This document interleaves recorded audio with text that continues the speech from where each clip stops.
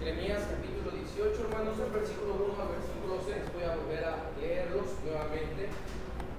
Jeremías 18, 1 al 6. Hoy quisiera enseñar, ¿verdad?, acerca del tema en manos del alfarero. Dice así, sígame con su vista. Palabra de Jehová que vino a Jeremías diciendo: levántate y vete a casa del alfarero, y allí te haré oír mis palabras. Y descendí a casa del alfarero, y aquí que él trabajaba sobre la rueda, y la vasija de barro que él hacía se echó a perder en su mano, y volvió y la hizo otra vasija según le pareció mejor hacerla. Entonces vino a mí palabra de Jehová diciendo: ¿no podré yo hacer de vosotros como este alfarero, oh casa de Israel? Dice Jehová: he aquí que como el barro en la mano del alfarero, así sois vosotros en mi mano, oh casa de Israel. Vamos a orar, hermanos. Señor, venimos pidiendo tu ayuda nuevamente. mensaje, Señor, de tu palabra, tal y como tú quieres que lo hagamos. Que, Señor, podamos entender que, Señor, tú harás lo que quieras con nuestra vida, de acuerdo a tu voluntad, Señor, y de una u de otra forma, Padre, tú lograrás aquello, Señor, que quieres que nosotros hagamos.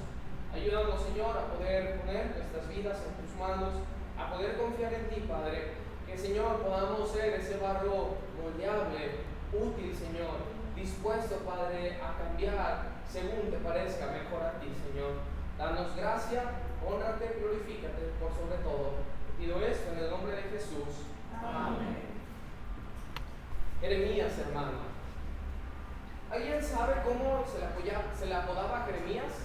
¿Cómo se le ha apodado? El profeta Llorón, ¿verdad? Pero el profeta Llorón, hermano, no a modo de burla, ¿verdad? No a manera como cuando están los niños, ¿verdad? Y empieza uno a lagrimear y le empiezan a gritar, quiere llorar y no puede. No en ese sentido, ¿verdad? No porque era bien chillón y porque era cobarde, no. Jeremías, hermano, le tocó ser un profeta en un tiempo bastante complicado, un tiempo donde el pueblo de Israel se había apostatado de lo que decía creer. Como lo vemos, ¿verdad?, en la historia del pueblo de Israel en la Biblia, Israel siempre se iba tras otros dioses. Dejaba a Jehová, ¿verdad? Y dice que siempre iba, y lo describe de esta manera el Señor, ¿verdad? Va y se prostituye con otros señores, va y fornica, ¿verdad? Va y adultera cuando yo soy su esposo. Y Jeremías, al estar en este tiempo, ¿verdad?, él decía y profetizaba delante del pueblo, ¿sabes qué? Si no te arrepientes, el Señor te va a consumir. Si no te arrepientes, el Señor te va a castigar. Arrepiéntete porque el juicio del Señor viene. Pero, hermano, pues ¿a qué tipo de pueblo le gusta escuchar esas palabras? Imagínense, ¿verdad? Yo llego a su casa diciéndole casi siempre, hermano, arrepiéntase porque está mal. Pues a usted va a llegar a un punto, hermano, donde le va a fastidiar.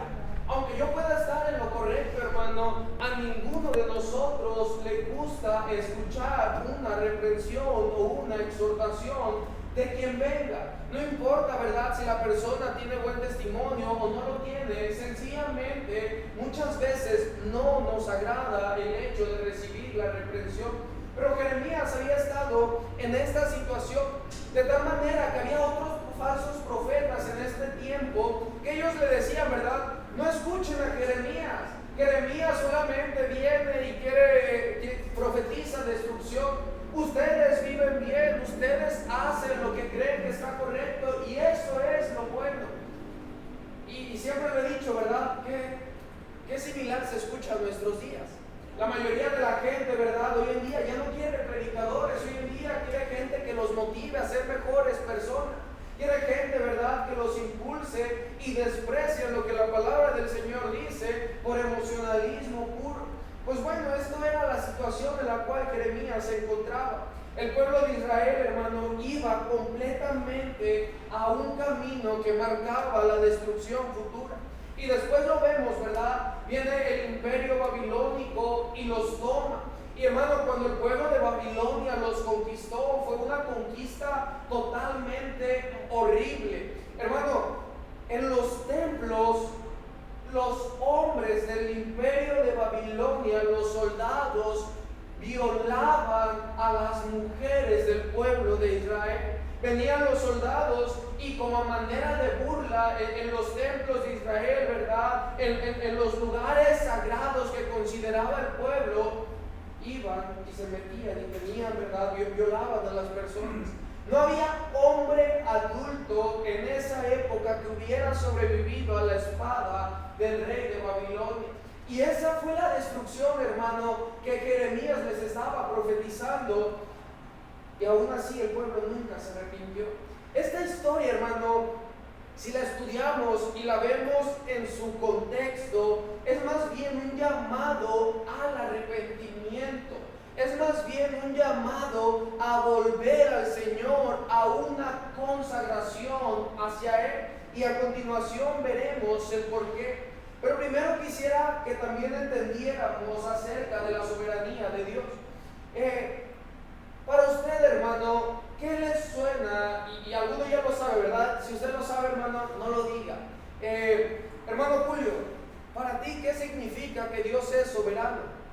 Que no hay quien lo gobierne.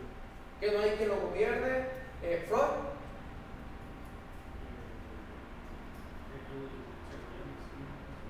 Que él se gobierna a sí mismo, hermano Luis. Que es único. Que es único, hermano Miguel. Está sobre todo. Está sobre todo, hermano Sergio. Hermano, que Dios es soberano, quiere decir que Él está, como lo mencionaba, por sobre todo. A Él no hay quien le dé órdenes. Él dice, es azul, y es azul. Él dice, es rojo, y es rojo. No hay algo que Él no pueda hacer. Él, hermano, se rige por su propia naturaleza. Él, hermano, no está bajo ninguna autoridad. Él es, dice la Biblia, el soberano de los príncipes de la tierra. O sea que Él manda a quien gobierna en nuestra tierra. Él gobierna, hermanos. Él es el rey, Él es el jefe, Él es la autoridad máxima. Y esta parte, ¿verdad?, es bien importante. Porque, hermano, a veces pensamos, ¿verdad?, Dios es soberano. Entonces, si Él es soberano, Él puede hacer lo que Él quiera. Y tiene el poder para hacer lo que Él quiera. Porque mucha gente dice, yo puedo hacer lo que se me dé la gana. Pero quizás esa gente, ¿verdad?, si le dicen, a ver, pues vuela, no puede porque no tiene el poder. Yo puedo hacer lo que se me dé la gana, pues a ver, cómprate una mansión. No puede porque no tiene, ¿verdad?, la capacidad económica. Pero nuestro Señor, nuestro Dios, puede hacer lo que Él quiera porque tiene el poder para hacer lo que Él quiere hacer.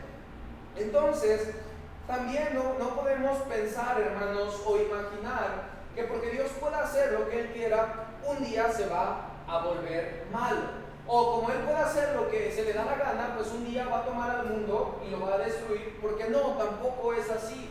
El Señor, hermano, no puede ir contra su propia naturaleza. Él es bueno en sí mismo y todo lo que hace, lo hace de una manera buena. Todo lo que Él hace es porque está buscando el bien de aquella persona con la cual está tratando. Entonces, hermano, el Señor es soberano. Pero aquí entra otro punto, ¿verdad? El libre albedrío del hombre. ¿Qué significa, hermano, que el hombre tiene un libre albedrío? El hombre tiene la capacidad de escoger entre el bien y el mal. Dice Juan 3:18, ¿verdad? El que en Él cree no es condenado, pero el que no cree ya ha sido condenado porque ha rehusado creer en el nombre del unigénito Hijo de Dios. Entonces Dios dice, ¿sabes qué? Tú puedes escoger creer en mí o tú puedes escoger no creer en mí. Y yo no puedo obligarte a tomar esa decisión. Esa decisión se toma de una forma voluntaria en seguir, ¿verdad?, al Señor. El Señor nunca ha querido, hermano, que nosotros, ¿verdad?, le sigamos como si fuéramos robots. Él quiere, hermano, que le sigamos en amor a Él. Que lo que hagamos por Él lo hagamos motivados por el amor. Pero cuando somos hijos, hermano, ese libre albedrío queda a un lado. Y ya no importa si queremos o no queremos hacerlo. Tenemos la obligación de hacerlo. En su casa, hermano, cuando su hijo no quiere hacer algo, ¿es opcional para él? No. ¿Sí o no? No debería ser. Ahora como padres, yo creo que ya les damos la libertad, o ya pensamos de que él haga lo que sea, cuando no debe de ser así, cuando debe de ser, como a mí me instruyeron, como sí, padres religiosos, es porque es. Es porque es así, ¿verdad? Si usted, ¿verdad?, manda a su hijo a lavar los trastes, él no tiene la opción de decir, no quiero hacerlo, debe de hacerlo. ¿Por qué? Porque está en su casa, porque es su hijo, ¿verdad? Entonces, hermano, Dios nos da el libre albedrío, y yo lo veo de esta forma, ¿verdad? Como tal, la palabra libre albedrío en la Biblia no la va a encontrar ni aparece. Pero sí es algo, hermano, que vemos cómo Dios da la capacidad al hombre de escoger. Él no forzó a Eva, ¿verdad?, a que no comiera del fruto. Eva tomó la decisión y Adán también dijo, ¿sabes qué? Pues yo lo quiero probar, y por voluntad propia fueron y probaron el fruto. Pero como ya hijos de Dios, como ya pueblo del Señor, escogido, ¿verdad? Dice la Biblia, real sacerdocio, nación santa, pueblo adquirido por Dios, no tenemos opción, hermanos, en obedecerlo, en querer o no querer. Dice Pablo allá en Corintios, porque me es impuesta necesidad, refiriéndose a la predicación del Evangelio. Dice, y si lo hago de buena voluntad, recompensa tendré, pero si lo hago de mala voluntad, la comisión me ha sido encomendada. O sea, Pablo lo que estaba diciendo era, si lo hago con gusto, voy a tener galardón, voy a recibir, ¿verdad? Como lo que decía aquí el hermano Antonio. Pero si lo hago de mala gana, si no tengo las ganas de hacerlo, tengo que ir y tengo que predicar. Y este principio no es solamente, hermano, para la predicación del Evangelio, sino es para cada día y para cada acción que hacemos en nuestras vidas. Si no me gusta lo que dice el Señor, yo no puedo cambiar su palabra. Yo no puedo decir, ay, es que esta parte de la Biblia me gusta, ¿verdad? Cuando dice que Dios es amor. Pero cuando dice que Dios es ira, híjoles, esa parte ya no me agrada tanto. Cuando Dios dice, ¿verdad?, que me acepta tal y como soy, pero que tengo que transformar mi vida, híjoles, eso ya tampoco me agrada tanto, ¿verdad? No, hermano, lo que Dios dice, eso es. Y lo que la palabra de Dios enseña es de esa manera. Pero hay veces que no queremos hacer lo que Dios dice. Hay veces que no nos gusta, ¿verdad?, como lo mencionaba. Pero no tenemos otra opción más que hacerlo. Y hermano, el Señor es soberano. Dice la Biblia que Él se vuelve nuestro rey, que Él se vuelve nuestro Señor. ¿Qué quiere decir, hermano, esa palabra, Señor, verdad? Hermano, el Señor básicamente era el amo. ¿Se ha visto ahí cuando Pablo escribe sus cartas, verdad? Y dice, Pablo, siervo del Señor Jesucristo, verdad, por la voluntad de Dios, escogido, y empieza cada una de sus epístolas nombrando que él era un siervo. Hoy en día, hermano, la palabra siervo se escucha muy bonita, ¿verdad? Soy un siervo de Dios. Ya estamos. Soy una sierva del Señor. Estoy sirviendo a mi Dios. Y se escucha, wow, ¿verdad? En ese ambiente. Hermano, la palabra siervo, el original, viene de la palabra golos. Golos quiere decir esclavo. Un siervo, hermano, era un esclavo. Hermano, un esclavo no decide por cuenta propia. Un esclavo, su obligación, su única ocupación, su única tarea, su único deber y la única cosa que puede hacer es cumplir la voluntad de su amo. Un siervo un esclavo no tiene la capacidad de elegir aquello que él cree mejor. Un esclavo, hermano, en aquellos tiempos y en aquellos años, no podía decirle a su señor, cuando lo mandaba, ¿verdad?, vete a arar la tierra.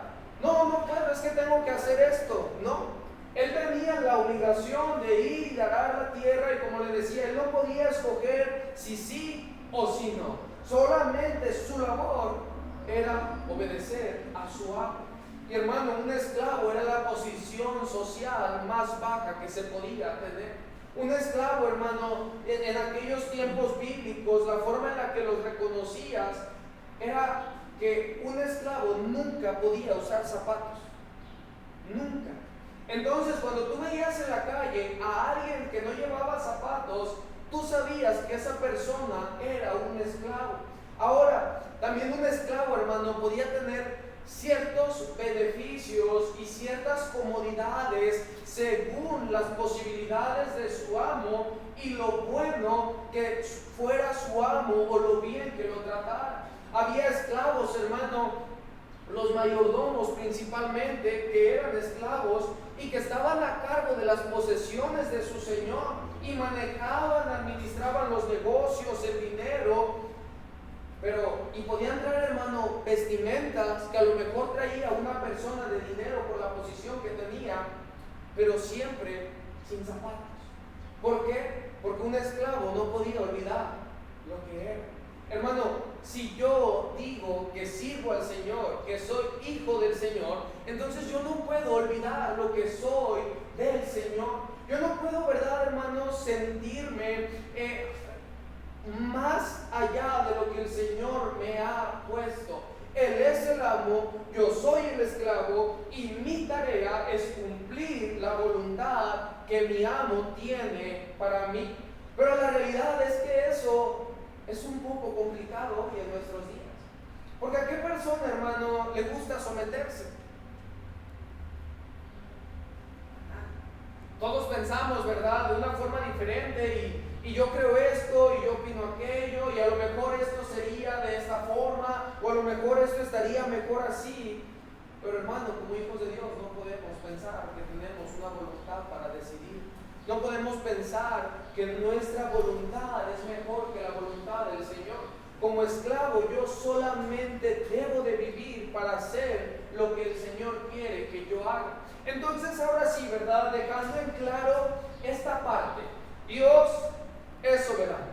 Como hijo de Dios, yo ya no tengo voluntad para decidir. La soberanía de Dios gobierna y manda en mi vida. Y esto, hermano, es básicamente lo que también Jeremías trata de ilustrar. En otras ocasiones, ¿verdad?, el Señor, cuando les habla a los profetas, les muestra, les da parábolas, ¿verdad?, a través de una historia, a través de un ejemplo. Pero vemos en casos como este, donde el Señor le dice a Jeremías: ¿sabes qué? Necesitas ir y ver directamente al alfarero y lo que está haciendo para que tú puedas entender el mensaje que yo trato de darle al pueblo de Israel. Mire lo que dice el versículo 3. Y descendí a casa del alfarero, y he aquí que él trabajaba sobre la rueda. Y la vasija de barro que él hacía se echó a perder en su mano, y volvió y la hizo otra vasija según le parecía mejor hacerla.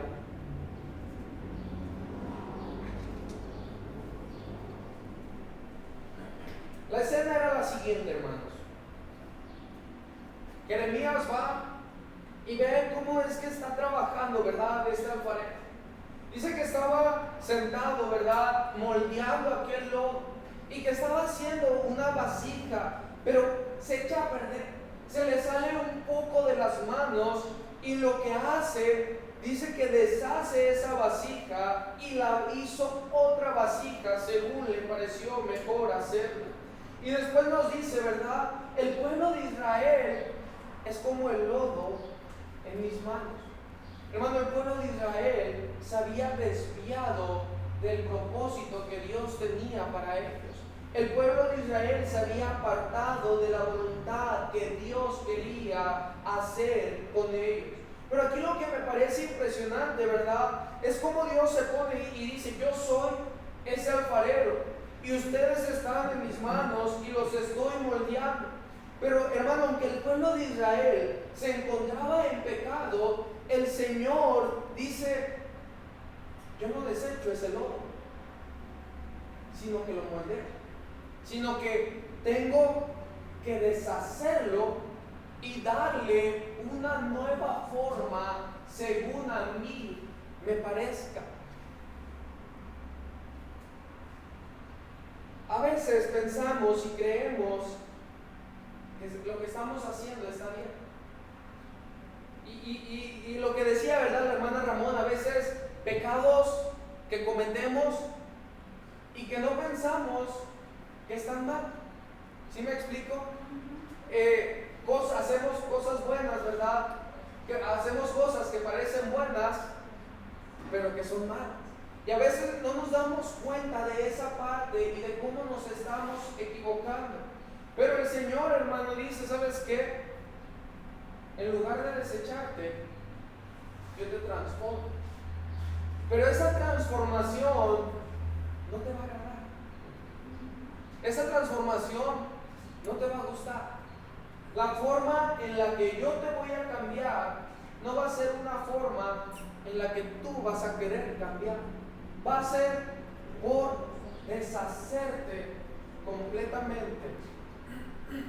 Y aún lo que pensabas que tú tenías que estaba bien, no me interesa. Te voy a deshacer. Nada de lo que eras tú debe de quedar. Vas a ser una nueva vasija. Dice allí, ¿verdad? En Juan, una nueva criatura.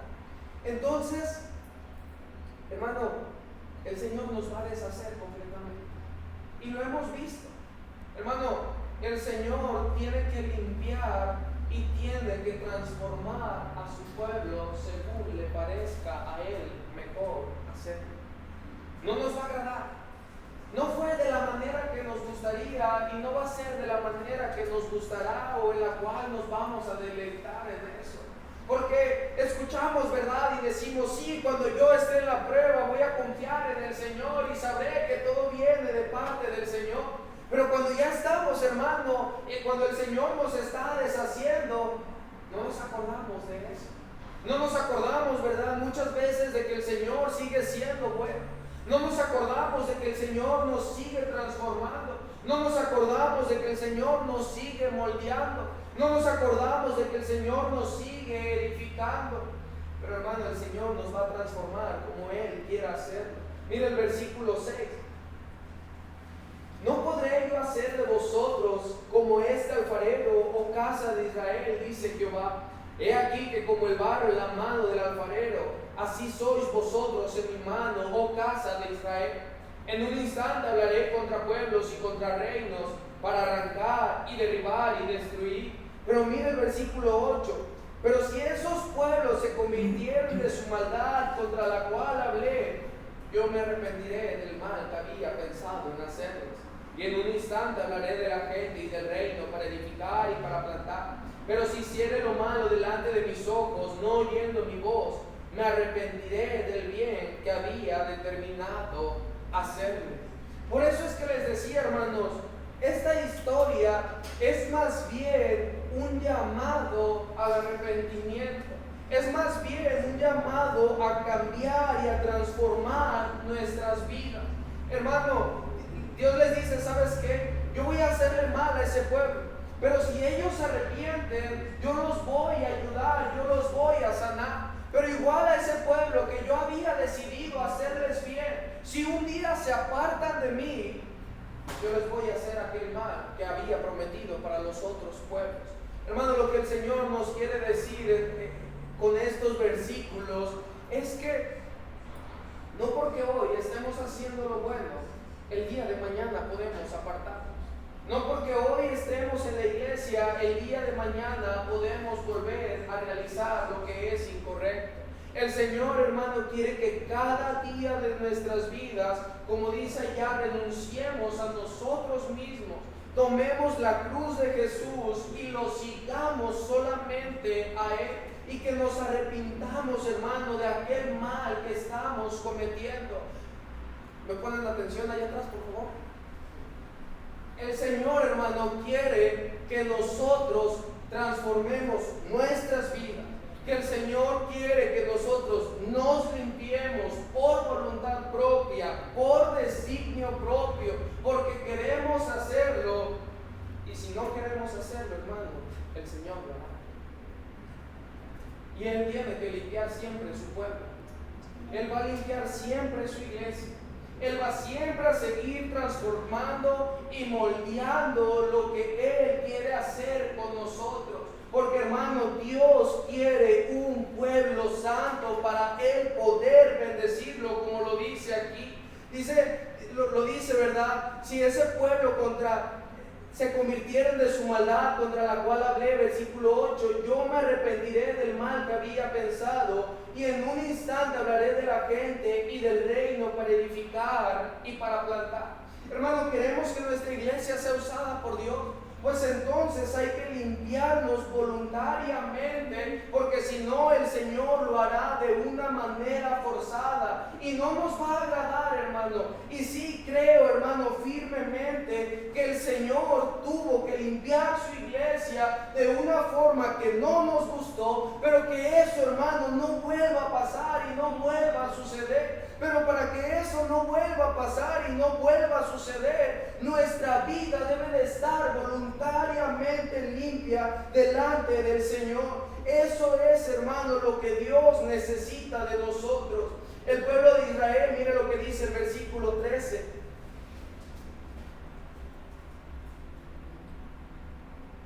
Versículo 12, hermanos, perdón. Y dijeron: es en vano, porque en pos de nuestros ídolos iremos y haremos cada uno el pensamiento de nuestro malvado corazón. Esa era la respuesta, hermanos, del pueblo de Israel hacia aquello que Dios les estaba diciendo. Dios les estaba diciendo, hermanos, directamente: arrepiéntanse una y otra vez, cambien sus vidas, arrepiéntanse. Y la respuesta es: en pos de nuestros ídolos iremos y haremos cada uno el pensamiento de nuestro malvado corazón. ¿Qué respuesta dio el pueblo de Israel ante aquella reprensión que se le había dado? Y mira el versículo 13, la respuesta de Jehová: preguntad ahora a las naciones, ¿quién ha oído cosa semejante? Gran frialdad ha hecho la Virgen de Israel. ¿Puedes imaginar esa respuesta al Señor? Es algo, hermano, híjoles, decir después de que el Señor te ha dicho: cambia y transforma tu vida. Y no lo decimos, ¿verdad? No lo externamos públicamente. Pero cada vez, hermano, que el Señor nos dice: cambia esto de tu vida, y persistimos en seguir pecando, decimos estas mismas palabras: en pos de nuestros ídolos iremos y haremos cada uno el pensamiento de nuestro malvado corazón. No lo decimos con palabras, pero sí con nuestros hechos. Si no nos limpiamos, hermano, el Señor no puede usar nuestra iglesia. Mire lo que dice el versículo 15. Porque mi pueblo me ha olvidado, incensando a lo que es vanidad, y ha tropezado en sus caminos, en las sendas antiguas, para que camine por sendas y no por camino transitado, para poner su tierra en desolación, objeto de burla perpetua. Todo aquel que pasare por ella se asombrará y meneará la cabeza. Como viento solano los esparciré delante del enemigo. Les mostraré las espaldas y no el rostro en el día de su perdición. En Lamentaciones, hermanos, se me acaba de venir este versículo.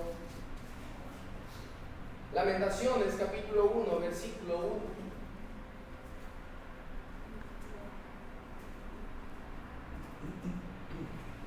Jeremías, Lamentaciones, hermanos, está ahí adelantito. Miren lo que dice.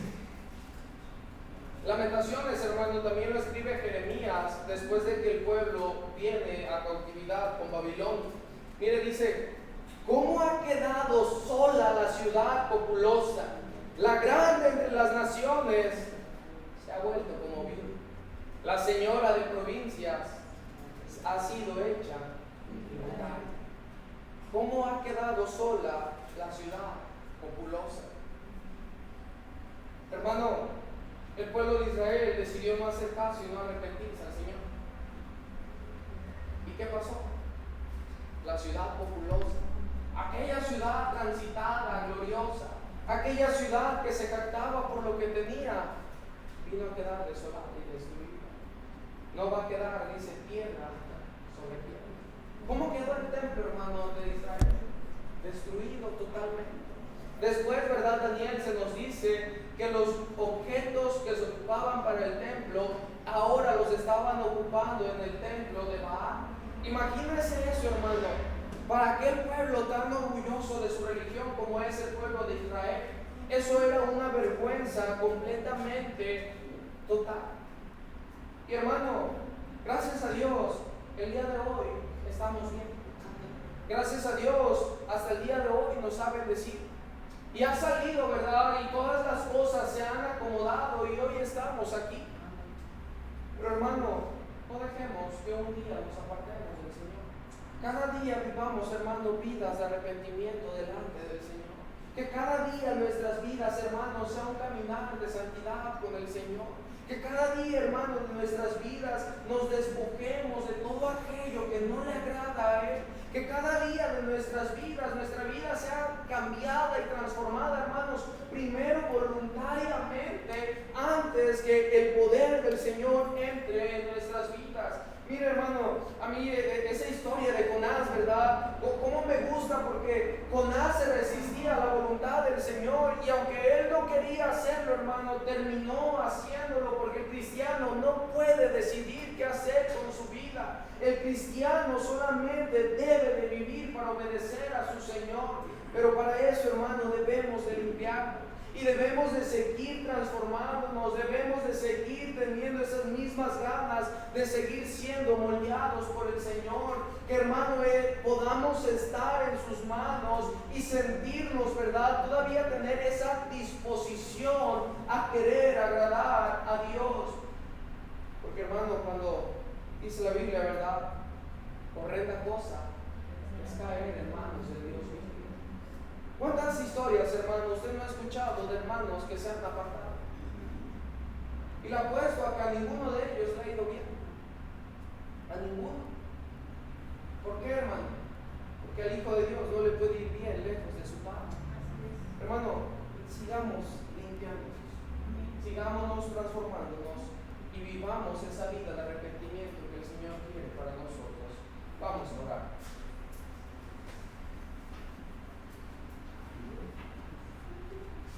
Señor, necesitamos transformarnos, necesitamos limpiarnos, Padre, de todo aquello que no te agrada. Señor, danos de tu gracia, por favor, y muéstranos, Padre, qué es aquello que quieres que dejemos por ti, qué es aquello, Padre, que no te agrada de nuestras vidas. Cada uno, Señor, tiene cosas de que limpiarse. Cada uno tiene cosas, Señor, de que transformarse. Hermano, nuevamente, tome tiempo en su lugar. Si quiere arrodillarse, si quiere ahí en su lugar orar. Pero, hermano, tome decisiones. Que no pase otro día más, hermano. No deje que ese pecado que quizás se está escondiendo, que quizás se está tratando de ocultar, que no puede dejar, que no ha podido abandonar, hermano, hágalo voluntariamente antes de que la soberanía y el poder de Dios actúe en su vida.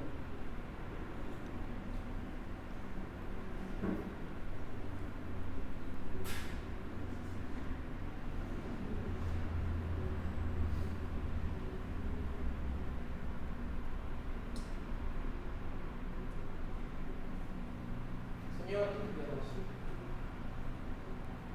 Limpia esta iglesia, Padre. Transforma esta iglesia. Señor, si hay que pagar un precio para ser usados por ti, queremos hacerlo. Señor, si hay algo lo cual tú debes destruir en nuestras vidas, tú debes quitar, tú debes derribar, pidamos y te pedimos, Señor, tú lo hagas. Señor, tú nos moldees, tú nos instruyas, Señor. Y que lo hagas, Padre, con esa mano dura como tú sabes hacerlo. Esa mano dura llena de amor, Padre. Pero que esta iglesia, Padre, pueda ser un lugar de luz para el mundo. Esta iglesia, Señor, pueda honrarte, pueda glorificarte a través de la predicación del Evangelio, Señor. Que gente pueda saber de ti, Señor. Que nuestra iglesia sea un buen testimonio para los perdidos. Límpianos, Señor. Límpianos y quita todo aquello que no te agrada a ti. Te pido todo esto en el nombre de Jesús.